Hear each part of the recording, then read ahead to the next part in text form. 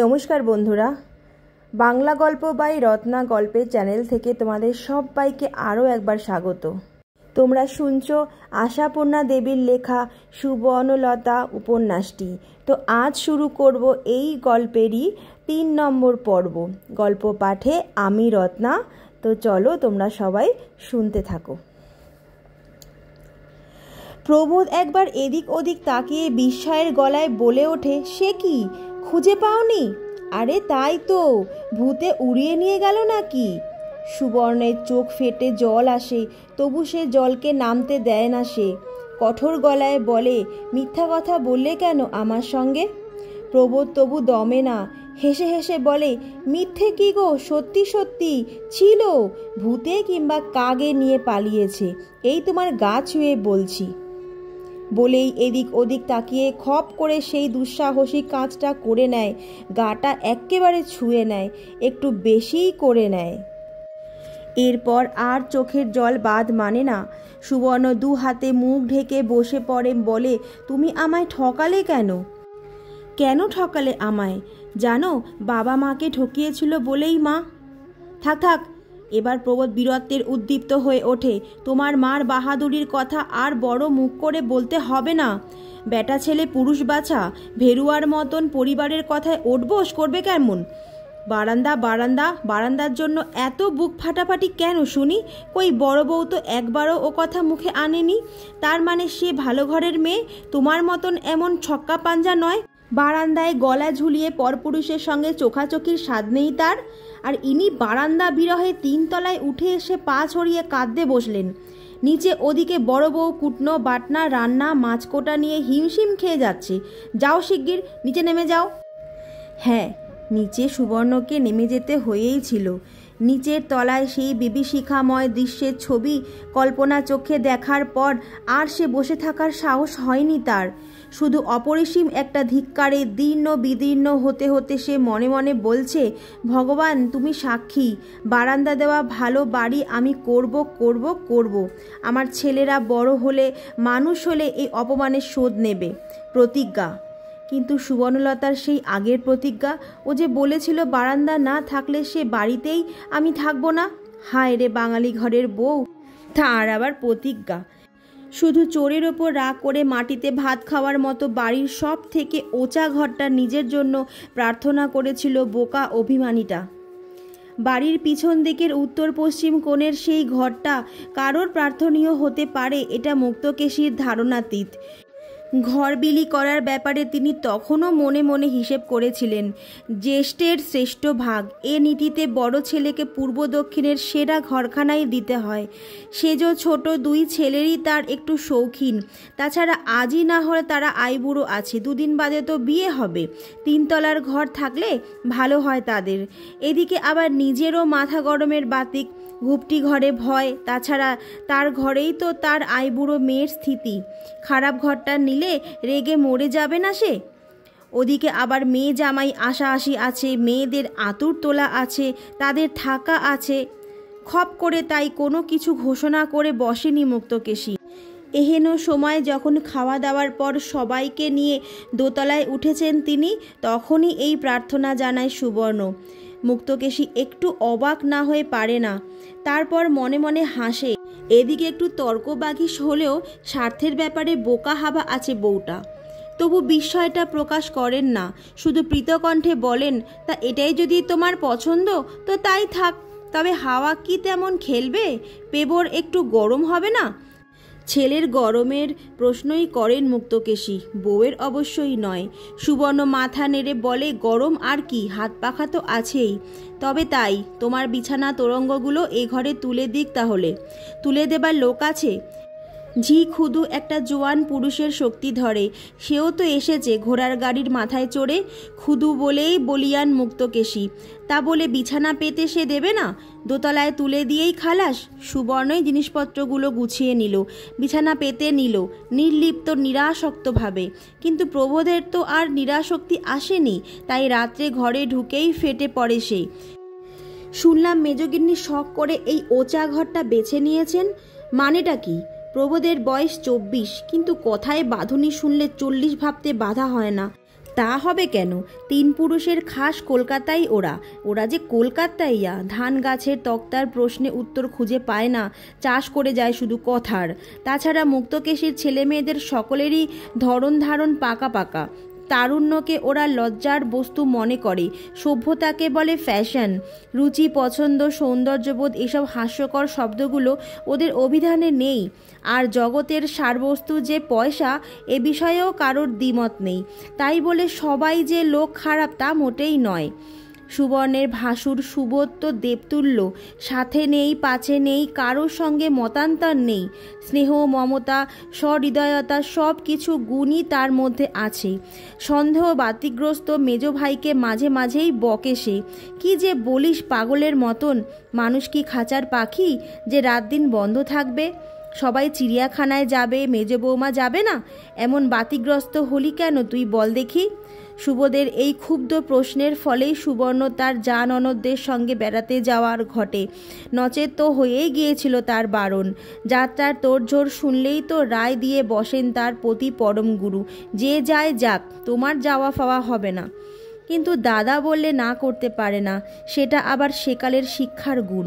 যত অপছন্দকর ব্যাপারই হোক, বাপ দাদার আদেশ ঠেলবার কথা ভাবতেই পারত না কেউ। সুবর্ণ এর জন্য ভাসুরের উপর কৃতজ্ঞ ছিল, কিন্তু এইদিকে এত উদার হলেও পয়সার ব্যাপারে কার্পণ্যের কমতি ছিল না বড় ছেলে সুবোধের। মাসকাবাড়ি বাজার এনে মুটেকে 2টোর জায়গায় 3টে পয়সা দিতে আধ ঘন্টা বকাবকি করতে আলস্য ছিল না তার।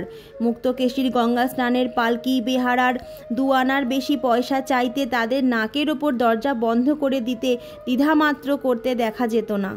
দ্বিধা অবশ্য আরও অনেক কিছুতেই করে না সে, যেমন বাড়ির বাইরের রকে গামছা পরে বসে তেল মাখতে দ্বিধা করে না, উঠোনের চৌবাচ্চার ধারে দাঁড়িয়ে স্নান করতে দ্বিধা করে না। দেখে সুবর্ণের মনটা যেন কি এক অব্যক্ত যন্ত্রণায় ছটফট করে। এ যেন দেবদূতের গায়ে ছেঁড়া পোশাক, ফুলের গায়ে কাদা। তবু ভাসুরকে সুবর্ণ ভক্তি করে বড় ননদকে। সেই ছোট্টবেলায় বেগুনি বেনারসি মোড়া সুবর্ণ যখন কাঁদতে কাঁদতে এদের বাড়িতে এসে দুধে আলতায় পাথরে পা দিয়ে দাঁড়িয়ে হঠাৎ ডুকরে উঠে বলেছিল, আমাকে তোমরা ছেড়ে দাও গো, তোমাদের পায়ে পড়ি, তখন চারিদিক থেকে ছিছিক্কারের অগ্নিবাণে সুবর্ণ প্রায় ভস্ম হতে বসেছিল। মুক্তকেশী তো এই মারে, সে কি মারে! সেই দুঃসময়ে ওই বড় ননদই রক্ষা করেছিল তাকে। বলেছিল, তোমরা সব কি গো, দুধের বাচ্চা একটা, আর ভেতরের ঘটনা জেনেছ সবাই, ওর প্রাণটার দিকে তাকাচ্ছ না? বাড়ির বড় মেয়ে, জামাই দ্বিতীয় পক্ষের হলেও একটা কেষ্টবিষ্টু, কেউ তাই আর তাকে দাবড়াতে পারেনি। কিন্তু বউকে কচি বাচ্চা বলায় যা হেসেছিল সবাই। বলেছিল আসছে জন্মে আবার 9 বছরের হবে ও মেয়ে।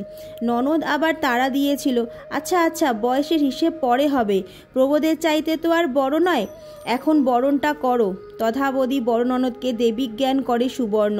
সে যখন আসে যেন হাতে চাঁদ পায়, সে যে হিতৈষী, অন্য ননদের মতো ছুতো ধরা নয়।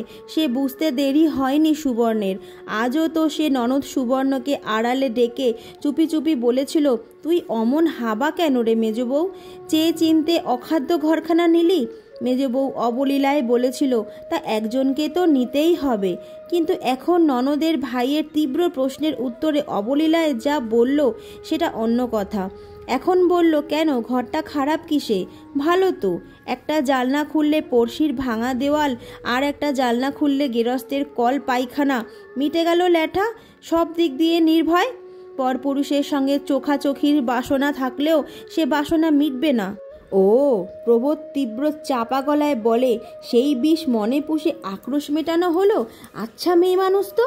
সুবর্ণ বালিশটা উল্টে পাল্টে ঠিক করতে করতে বলে, কথাতেই আছে সৎসঙ্গের স্বর্গবাস, বিষ পুটুলির সঙ্গগুণে জমেছে বিষ। প্রবোধও পাল্টা জবাব দেয়, আমার মনে বিষ, আর নিজের জিভখানি, সে তো একেবারে বিষের ছড়ি। সুবর্ণ শুয়ে পড়ে বলে, তা সেটা যখন বুঝেই ফেলেছ, ছুরি ছোড়ার থেকে সাবধান থাকলেই মঙ্গল। বটে, আমি পুরুষ বাচ্চা, আমি শালা সাবধান হতে যাব পরিবারের মুখ আছে বলে? তাহলে হয় না।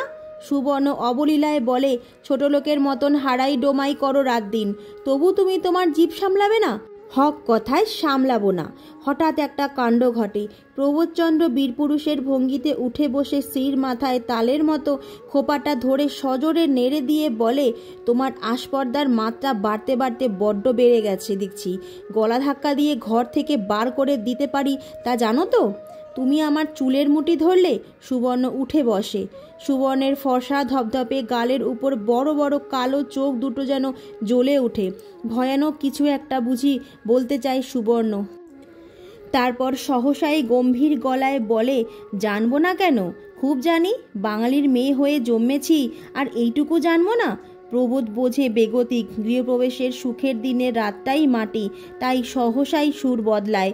নিতান্ত ঘনিষ্ঠ হয়ে সরে এসে বলে, কেবল রাগ বাড়িয়ে দিয়ে মন্দ কথাগুলো শোনার স্বাদ? এই কটু কথাগুলো তুমিই মুখ দিয়ে বারবার বার করাও। আমি শালা এদিকে সারাদিন হাঁপু গুনছি কখন রাত আসবে, আর মহারানীর মেজাজ দেখিয়ে না। তুমি বড্ড বেরসিক। সুবর্ণের বয়স 14 বছর, অতএব প্রবোধের জয় হতে দেরি হয় না। কিন্তু সে কি সত্যিই জয়? জয় যদি তো অনেক রাত্রে পরিতৃপ্ত পুরুষটা যখন নাক ডাকিয়ে ঘুমোতে থাকে, ঘরের বাতাস উষ্ণ হয়ে ওঠে কেন? একটা ভয়ঙ্কর আক্ষেপের দীর্ঘশ্বাসে। যে দীর্ঘশ্বাসটা কথা হয়ে উঠলে এই রকম দাঁড়ায়। এরা এইরকম কেন? সারা জীবন এদের নিয়ে কাটাতে হবে আমায়। কিন্তু এটা সুবর্ণলতারই বাড়াবাড়ি বই কি। সাধারণ ঘর সংসারী মানুষ এ ছাড়া আর কি হয়? সবাই তো এই কথা জানে। মানুষকে খেতে হয়, ঘুমোতে হয়, বংশবৃদ্ধি করতে হয়, এবং সেই কাজগুলোই নিশ্চিন্তে সমাধা করবার উপায় হিসাবে টাকা রোজগার করতে হয়। আবার খেটে পুটে ক্লান্ত হলে তাস পাশা খেলতেও হয়, মাছ ধরতে হয়, রকে বসে রাজনীতি করতে হয়, ছেলে শাসন করতে হয়, মেয়ের বিয়ে দিতে হয়, আর বুড়ো হলে তীর্থ ধর্ম গুরু গোবিন্দ করতে হয়। এরা জানে মাকে ভক্তি করতে হয়, স্ত্রীকে শাসন করতে হয়, এবং সর্ববিষয়ে মেয়ে মানুষ জাতটাকে তাবে রাখতে হয়। শুধু মুক্তকেশীর ছেলেরাই এরকম, একথা বললে অন্যায় বলা হবে। অধিকাংশই এরকম। তারতম্য সে যা কেবল ব্যবহার বিধিতে। সুবর্ণ বৃথাই দুষছে তার শ্বশুরবাড়িকে, অকারণেই ভাবছে, হায়, মন্ত্র বলে সমস্ত পৃথিবীটা ওলটপালট হয়ে গিয়ে যদি মাঝখানের এই দিনগুলো মুছে যেত, যদি রাত পোহালেই দেখতে পেত সুবর্ণ, 9 বছরের সুবর্ণ তাদের সেই মুক্তারাম বাবু স্ট্রিটের বাড়িতে থেকে স্কুল যাচ্ছে বই খাতা নিয়ে। সুবর্ণের মা হাসি হাসি মুখে দরজায় দাঁড়িয়ে আছে। একবার যদি এমন হয়, জীবনে আর কখনো সুবর্ণ তার ঠাকুমার ছায়া মারাবে না। ঠাকুরমার কাছে দেশের বাড়িতে একা না গেলে তো মাকে লুকিয়ে এমন হুট্টুকারি বিয়ে দিয়ে বসতো না কেউ সুবর্ণের। এতদিনে তাহলে হয়তো পাশের পড়াও পড়তো সুবর্ণ। না, মা কখনো তার বিয়ে দিতে রাজি হতো না তাড়াতাড়ি। বাবু বললেও না। ঠাকুরমাই তার শনি। ঠাকুরমা তার সইয়ের মেয়ের নাতনির শাশুড়ি করে দিয়ে সইয়ের কাছে শুও হলেন। সাদে কি আর ঠাকুমার কাছে যেতে ইচ্ছে করে না সুবর্ণের? মানুষটাকে যেন তার জীবনের শনি মনে হয়। যেদিন বড় দুঃখ হয়, অপমান হয়, রাত দুপুরে এইসব চিন্তায় ছটফট করে মরে সুবর্ণ, আর সমস্ত ছাপিয়ে মায়ের উপর একটা দুরন্ত অভিমানে দীর্ণ হতে থাকে। মা তো দিব্যি চলে গেল, সুবর্ণ মরল কি বাঁচল একবার ভাবলও না। মা যদি কলকাতায় থাকতো, সুবর্ণকে এমন করে একদুয়ারি হয়ে পড়ে থাকতে হতো? বিয়ে হয়ে এসে মায়ের জন্য কি কম গঞ্জনা সইতে হয়েছে সুবর্ণকে? তখন মানে বুঝতো না সব কথার, এখন তো বোঝে তো কি কেলেঙ্কারির ডালি মাথায় নিয়ে সুবর্ণের জীবন শুরু। সুবর্ণের সামনেই তো গিন্নিরা বলা বলি করেছে, হ্যাগা ঘরণী গিন্নি, সংসারী বিয়ের যোগ্যী দুটো বেটা, অমন শিবতুল্য স্বামী, আর মাগি কি না কুলে কালি দিয়ে চলে গেলে।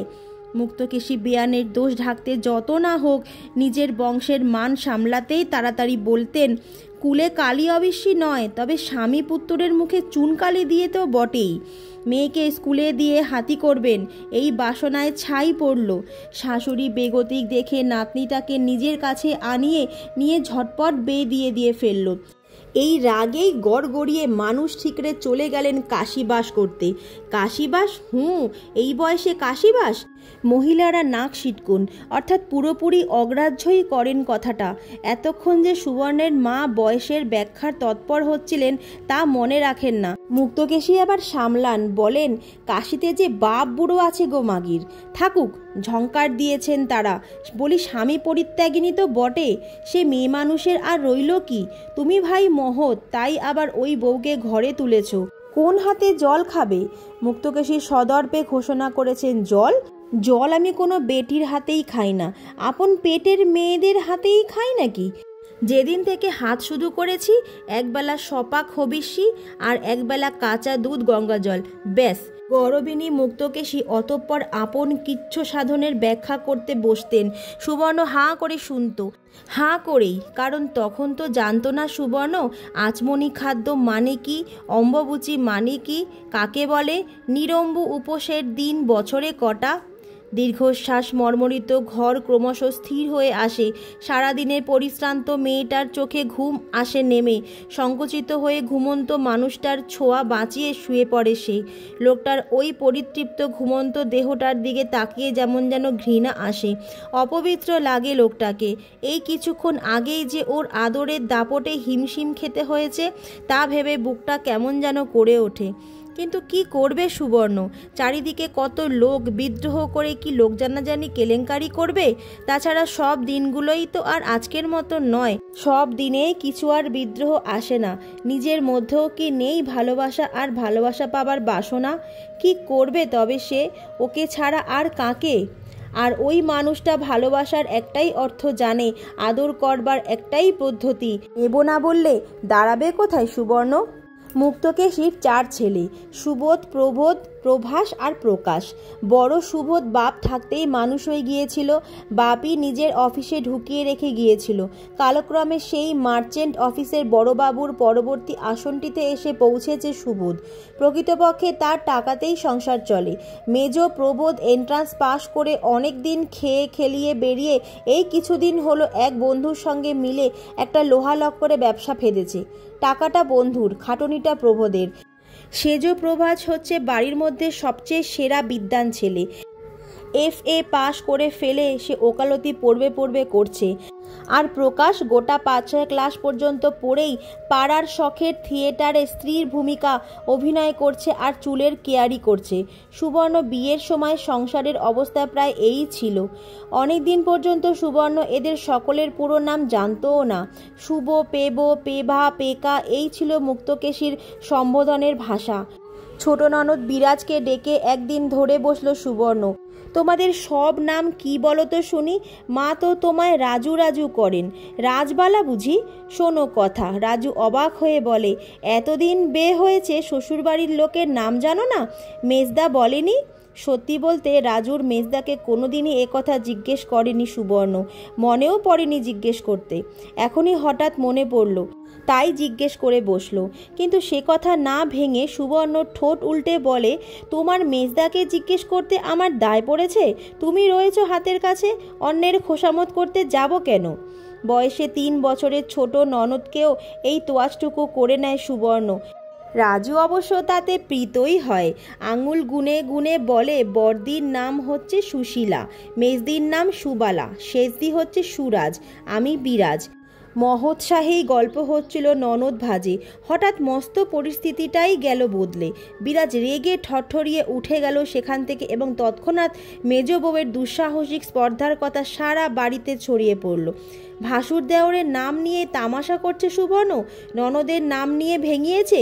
করেছে, সত্যিই করেছে সেটা সুবর্ণ।